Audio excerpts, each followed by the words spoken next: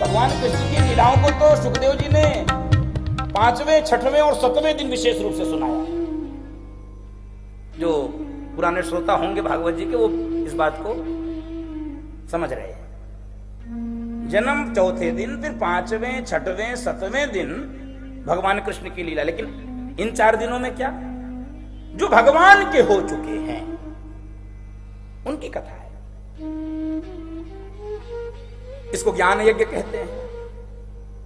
आपने सुना होगा श्रीमद् भागवत सप्ताह ज्ञान यज्ञ। यज्ञ जैसा क्या दिख रहा है यहां पर, बुद्धि से विचार करिए। यज्ञ जैसा क्या है? यज्ञ मंडप है क्या? यहां यज्ञ कुंड है क्या? अग्नि है क्या? समिधा है क्या? सामग्री है क्या? यजमान है क्या? पुरोहित है क्या? मंत्र है क्या? यज्ञ में ये सब होने चाहिए। तो ये सब तो कुछ नहीं दिख रहा। न यज्ञ मंडप, न यज्ञ कुंड, न अग्नि, न समिधा, न सामग्री, न मंत्र, न यजमान, न पुरोहित, कुछ नहीं दिख रहा। तो इसको ज्ञान यज्ञ क्यों कहते हैं? कोई साम्यता होनी चाहिए, कोई साम्य होना चाहिए यज्ञ सा, तब तो भागवत को सप्ताह ज्ञान यज्ञ कहेंगे। क्या साम्य है, दर्शन कीजिए। क्यों इसको ज्ञान यज्ञ कहते हैं, इसका दर्शन कीजिए। यज्ञ में यज्ञ मंडप होता है। अगर इसको हम हॉल कहेंगे तो आपके मन में वो श्रद्धा नहीं उत्पन्न होगी। 7 दिन तक ये हॉल नहीं है, क्या नाम है इसका? है? नहीं, बैंक्वेट नाम कुछ है उसमें, क्लब, हाँ कैस्केड, ऐसा नाम भी कठिन रखा है। हमारी तो जीभ पलट जाती है इसको। मैंने इसलिए पूछा, मैं तो कार्ड में पढ़ा था, लेकिन मुझे क्लब कैस्केड। अब ये एक लिखने के लिए ठीक है। यदि 7 दिन तक आप ये विचार करके कथा सुनेंगे कि क्लब कैस्केड में कथा हो रही है, तो आपके दिमाग में बहुत देर तक क्लब ही चलेगा। ये लग रहा क्लब में बैठे हैं। क्लब में क्या होता मैं बोलूंगा नहीं। हाँ, आप समझदार लोग। तो क्लब में कथा नहीं हो रही, 7 दिन तक ये कथा मंडप में हम बैठे हैं। शब्द के परिवर्तन से भाव परिवर्तन हो जाता है। आपने उदाहरण सुना होगा संसार में कि एक गिलास में आधा पानी है, तो 2 प्रकार से कहा जाता है कि आधा गिलास खाली है, और यह भी कहा जा सकता है नहीं आधा गिलास भरा है। ये आपका अप्रोच कैसा है, इस पर निर्भर करता है। आपकी सोच कैसी है, आपका पॉजिटिव या नेगेटिव कैसा अप्रोच है। तो ये कथा मंडप है, यज्ञ मंडप हो गया। दूसरा तत्व क्या है? यज्ञ कुंड। ये व्यास पीठ यज्ञ कुंड है। उस यज्ञ को द्रव्य यज्ञ कहते हैं, जहां पर स्वाहा स्वाहा की गूंज होती है, जो अंतिम दिन यहां हम लोग करेंगे, उसे द्रव्य यज्ञ कहते हैं। कौन सा यज्ञ? द्रव्य यज्ञ। ये कौन सा यज्ञ? ज्ञान यज्ञ। वहां पर यज्ञ मंडप, यहां पर कथा मंडप। वहां पर यज्ञ कुंड, यहां पर व्यासपीठ। यही यज्ञ कुंड है। फिर अग्नि क्या है? अग्नि क्या है? तो गीता में भगवान ने अग्नि का परिचय कराया। ज्ञानाग्नि सर्वकर्माणि भस्मसात् कुरुते तथा। गीता में भगवान कह रहे हैं ज्ञान रूपी अग्नि है। इस यज्ञ का नाम ज्ञान यज्ञ, तो अग्नि भी क्या है? ज्ञानाग्नि सर्वकर्माणि भस्मसात् कुरुते। ज्ञान रूपी अग्नि है। तो सामग्री क्या है? वहां पर तो जौ, तिल, चावल, मिष्ठान, मेवा, घी, उससे सामग्री बना के फिर स्वाहा बोलते हैं। तो इस ज्ञान यज्ञ में सामग्री क्या है? ज्ञान यज्ञ में सामग्री है अज्ञान। ज्ञान यज्ञ की सामग्री क्या है? अज्ञान। तो ज्ञान की अग्नि क्या जलाएगी, क्या भस्म करेगी? अज्ञान। तो अज्ञान किन विषयों का? अज्ञान भौतिक शास्त्र, रसायन शास्त्र, जीव विज्ञान शास्त्र, गणित शास्त्र, अंग्रेजी, हिंदी, संस्कृत का नहीं। वो अज्ञान तो आप लोगों का दूर हो चुका है। इन विषयों का ज्ञान नहीं। फिर किन विषयों का ज्ञान? मैं कौन हूं, हु एम आई, मैं कौन हूं, ये संसार कैसा है, सत्य है कि मिथ्या है, हम इस संसार में क्यों आए हैं, ईश्वर कौन है, ईश्वर सत्य है कि नहीं। इन विषयों का अज्ञान, इनका बोध होगा। ये अज्ञान हमारा जल जाएगा ज्ञान रूपी अग्नि में। इसलिए इसको सप्ताह ज्ञान यज्ञ कहते हैं। तो फिर यजमान और पुरोहित कौन? एक तत्व और बचा ना, यजमान और पुरोहित कौन? तो जिसके पास अज्ञान है वो यजमान, और जिसके पास शास्त्र है वो पुरोहित।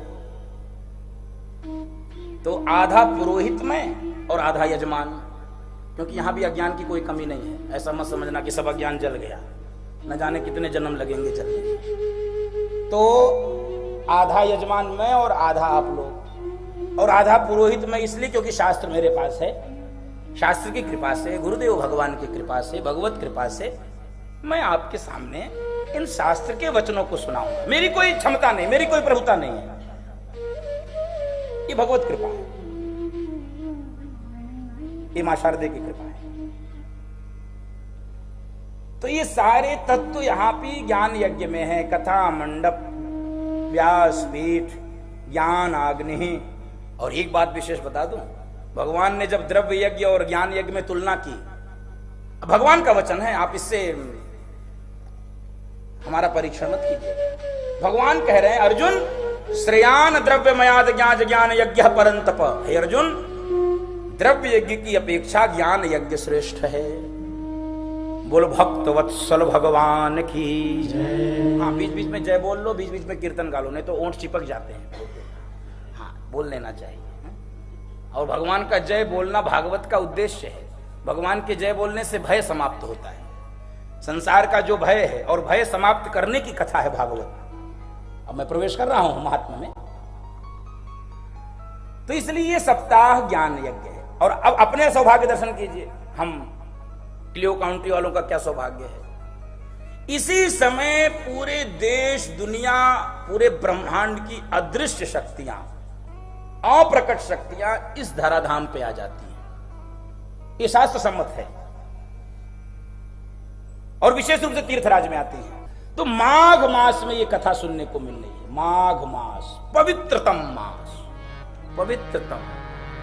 रामचरितमानस में माघ मकर गत रवि जब होय, माघ मकर गत रवि जब होय, तीरथ पति आव सब कोय, तीरथ पति आव सब कोय।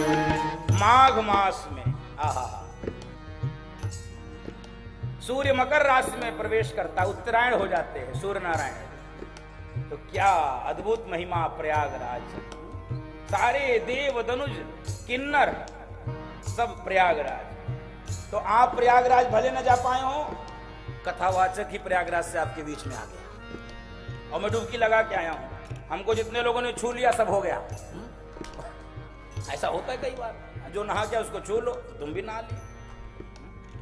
तो सुबह से बहुत लोग छू लिया, तो सब नहा लिया। उस प्रयागराज की महिमा को कहीं सकहीं प्रयाग प्रभाव, को कहीं सकहीं प्रयाग प्रभाव, कलुष पुंज कुंजर मृगराव, कलुष पुंज कुंजर मृगराव।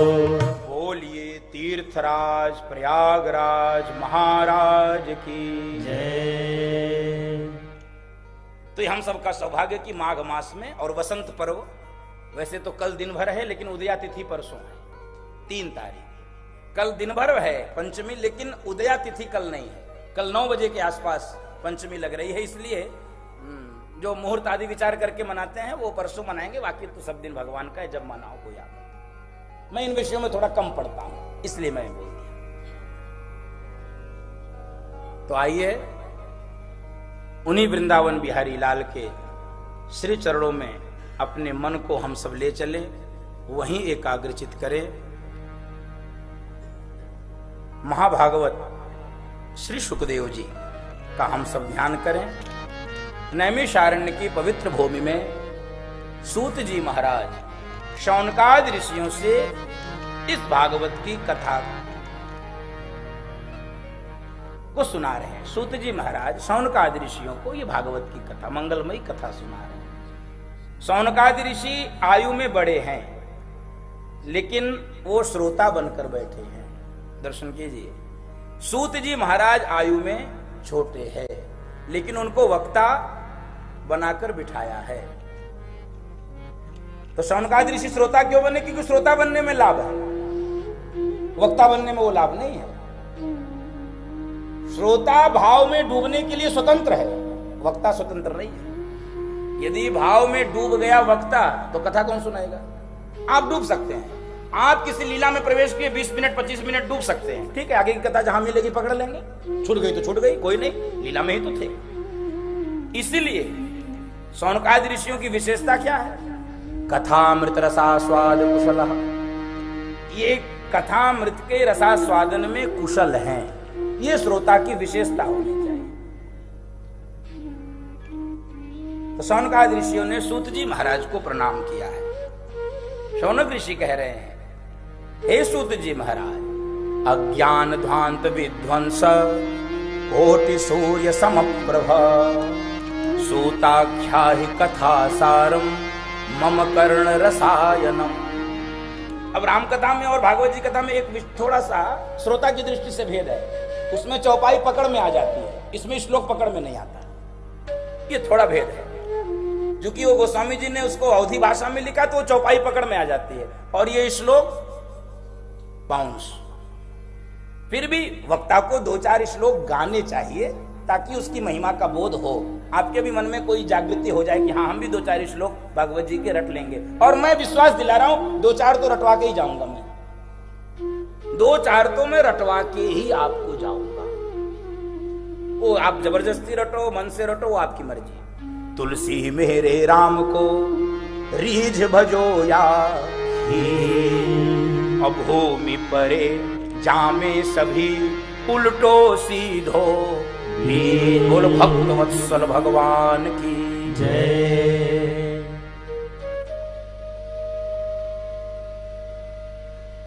सूत जी महाराज को प्रणाम करके ये शौनक ऋषि कह रहे हैं कि भगवान सूर्य नारायण के प्रकट होने पर इस सृष्टि का अंधकार समाप्त हो जाता है।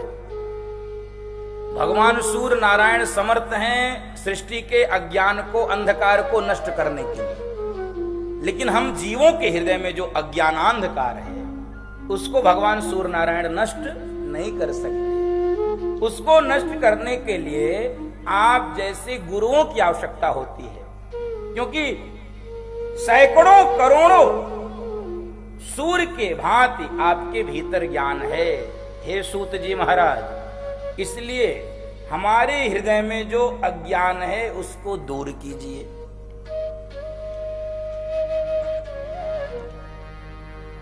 प्राणी कौन सा कार्य करे जिससे माया मोह का निवारण हो जाए?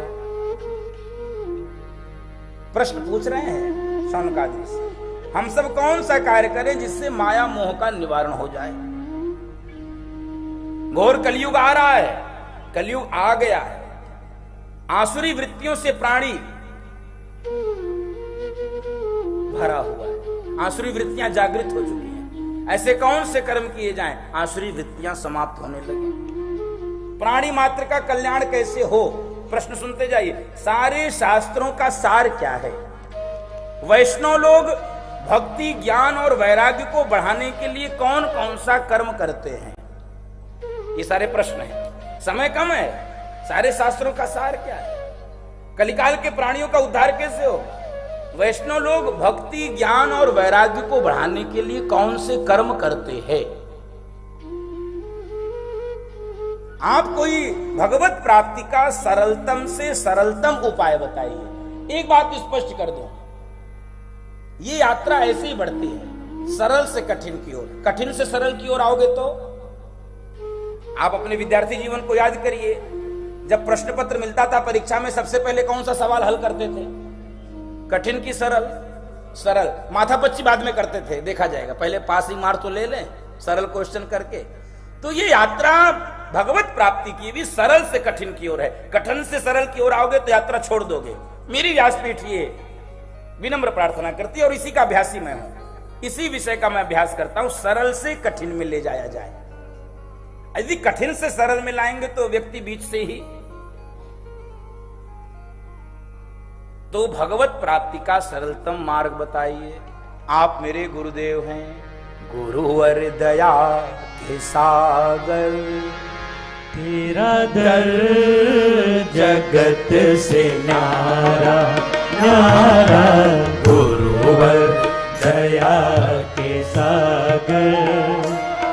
तेरा दर जगत से न्यारा न्यारा, गुरुवर दया के सागर।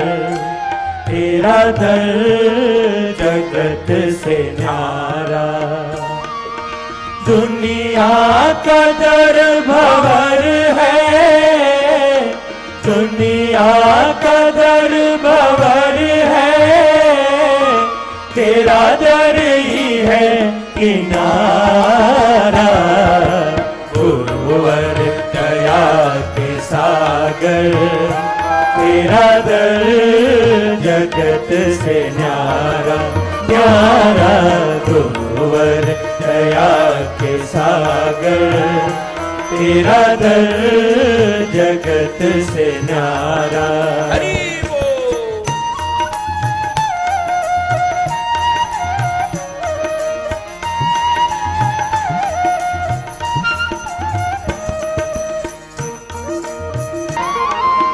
तेरी दृष्टि है निराली, दुविधा को हरने वाली। तेरी दृष्टि है निराली, दुविधा को हरने वाली। अंधों की आँख में भी नवज्योत भरने वाली। अंधों की आँख में भी नवज्योत भरने वाली। अज्ञान के तिमिर से, अज्ञान के तिमिर से हर भक्त को उबारा। गुरुवर दया के सागर, तेरा दर जगत से न्यारा न्यारा। गुरुवर दया के सागर, तेरा दर जगत से न्यारा।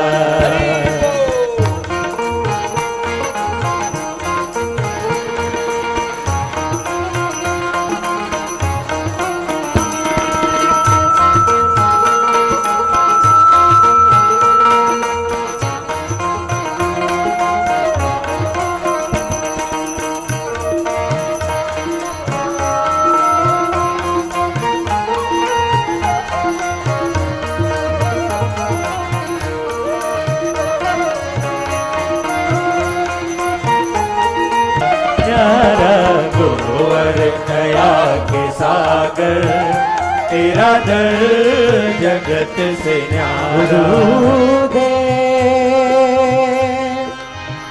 गुरुदेव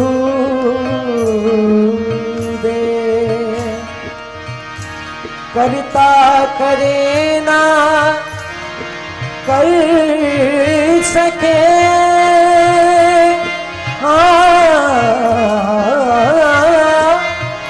गुरु करे सो हो। करता करे न कर सके, गुरु करे सो हो। सात द्वीप नौ खंड में गुरु से बड़ा न कोई, गुरु से बड़ा न कोई। गुरुवर दया के सागर, तेरा दर जगत से न्यारा न्यारा। गुरुवर दया के सागर, तेरा दर जगत से न्यारा। तेरा दर जगत से न्यारा, तेरा दर जगत से न्यारा। बोल सद्गुरुदेव भगवान की जय। किसी के पास चिंतामणि हो तो चिंतामणि व्यक्ति की चिंता हरण कर सकती है।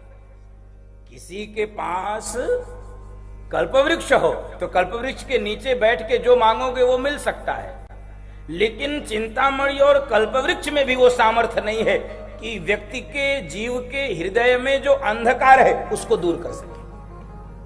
चिंतामणि में और कल्पवृक्ष में भी है। उसके लिए तो आप जैसे सद्गुरुओं के चरणों का आश्रय ग्रहण करना पड़ता है। सूत जी शौनक आदि ऋषियों के प्रश्न सुनकर गदगद हो गए। प्रश्न कैसा पूछना चाहिए, मैं इस विषय पर बहुत बार अपने प्रवचनों में बोलता हूं। प्रश्न कैसा होना चाहिए, उत्तर देने वाले को एक बार समझ लिया जाए कि ये कौन सामने खड़ा है, इसकी क्षमता क्या है, प्रश्न उसके अनुरूप होना चाहिए। सामान्य रूप से कोई कितना बड़ा महात्मा हमको मिल जाए, कितना बड़ा ज्ञानी मिल जाए, कितना बड़ा योगी मिल जाए, प्रश्न हमारा कौन सा रहेगा? मैं बोलूंगा थोड़ा अटपटा लग सकता है, फिर भी मैं बोल दे रहा हूं, प्रश्न हमारा सांसारिक ही रहेगा। महाराज जी बहुत दिन से कमर दर्द हो रहा, क्या करें? तो महाराज जी का भी हो रहा है, वो भी गोली खा रहे हैं, वो क्या करें? कमर तो दर्द होगा। प्रश्न लगभग ऐसा होता है, आप अन्यथा नहीं लेंगे, पूछते रहिए आप, मेरा कोई विरोध नहीं है। हाँ, हमसे भी लोग पूछते हैं, हमसे भी पूछते रहो, जो होगा उपाय बताएंगे। प्रश्न कैसा शौनकादि ऋषियों ने पूछा कि सूत जी प्रसन्न हो गए। एक व्यक्ति एक ज्योतिषी से कहा कि एक संकट आता है उसको निपटाते हैं, तो दूसरा संकटों से ही पाला पड़ रहा पूरे जीवन भर। जरा देखो महाराज क्या समस्या है। तो ज्योतिषी ने कहा कि अरे शनिचर की 7.5 चल रही है, तो तुम बहुत परेशान रहोगे। कहे कितने वर्ष? कहे 7 वर्ष। ध्यान से सुनिए इस बात के मर्म को। कहे 7 वर्ष परेशान रहोगे। अच्छा, तो 7 वर्ष के बाद सुख मिल जाएगा, आराम हो जाएगा? कहे नहीं नहीं, तुमको दुख सहने की आदत पड़ जाएगी। 7 वर्ष तुमको दुख, उसके बाद तुमको सुखानुभूति हो ना हो ये कोई बड़ी बात नहीं है। प्रश्न कैसा होना चाहिए? जो जगत का कल्याण करे। मां पार्वती ने प्रश्न पूछा भगवान शंकर से, तो भगवान शंकर ने कहा हाँ।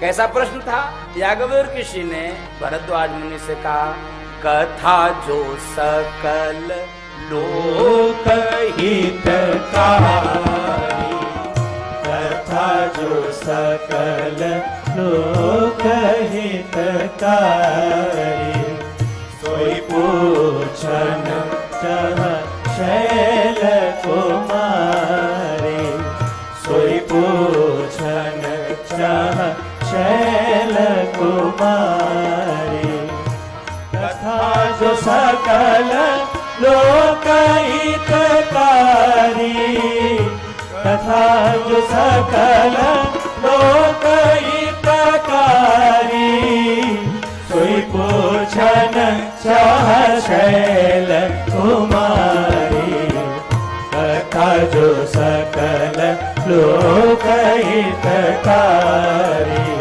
कथा जो सकल लोक हितकारी।